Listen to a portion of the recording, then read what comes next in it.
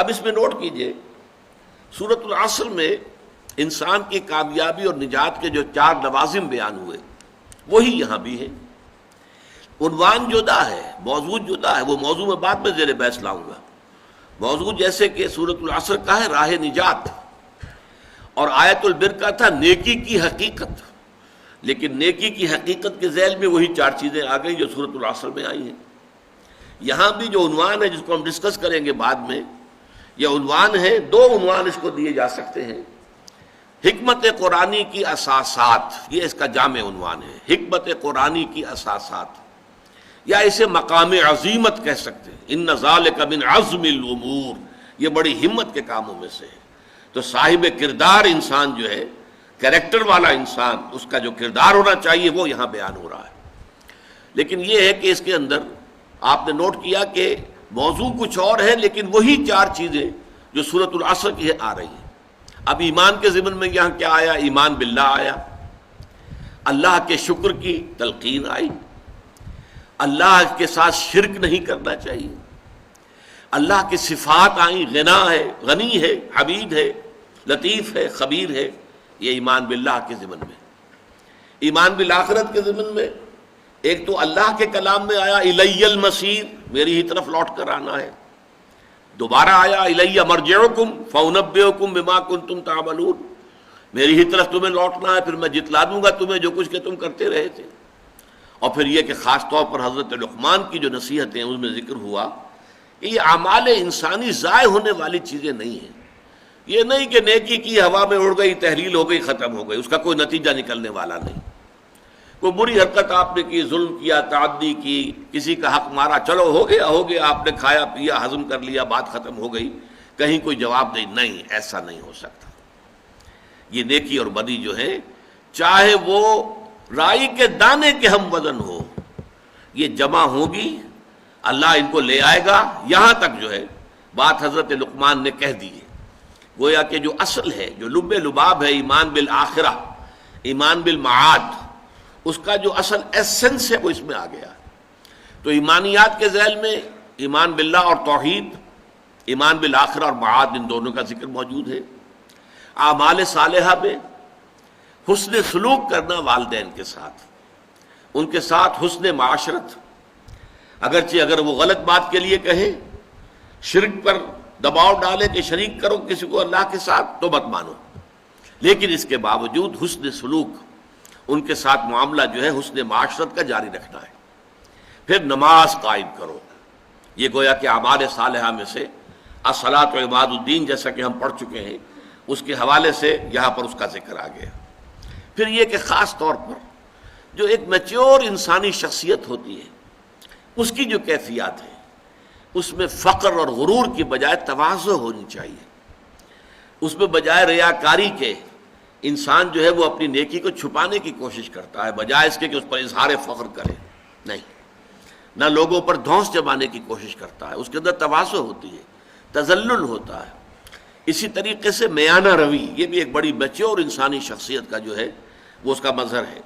اور پھر اسی طریقے سے یہ جو ہے آواز کا پست رکھنا، خاص طور پر یہاں پہ اس کا ذکر جب ہم تفصیل سے ہم پڑھیں گے تو بات سامنے آ جائے گی۔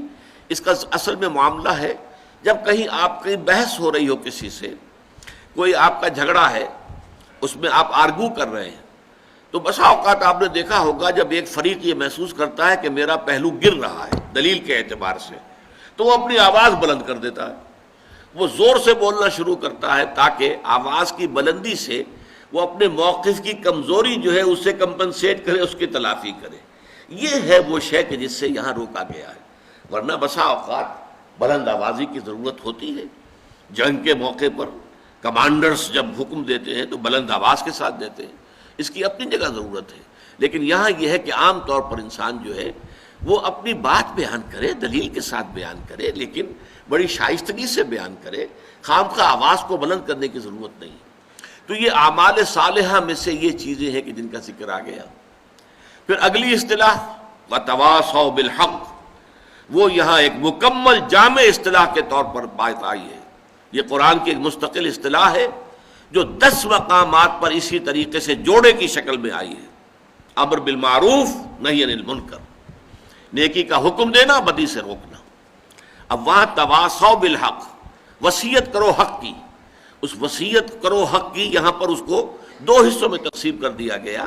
جو نیکی ہے، بھلائی ہے، حق ہے، اس کا پرچار کرو، اسے پھیلاؤ، لوگوں کو اس کی تشویق دلاؤ، ترغیب دو، اور جو بدی ہے، برائی ہے، اس سے روکو، مشورے کے درجے میں بھی روکو، نصیحت کے درجے میں بھی روکو، اور طاقت ہو تو ہاتھ سے روکو، جیسے کہ حدیث میں آتا ہے من رآ منکم منکرا فلیغیرہ بیدہ فإن لم یستطع فبلسانہ فإن لم یستطع فبقلبہ وذلک اضعف الایمان۔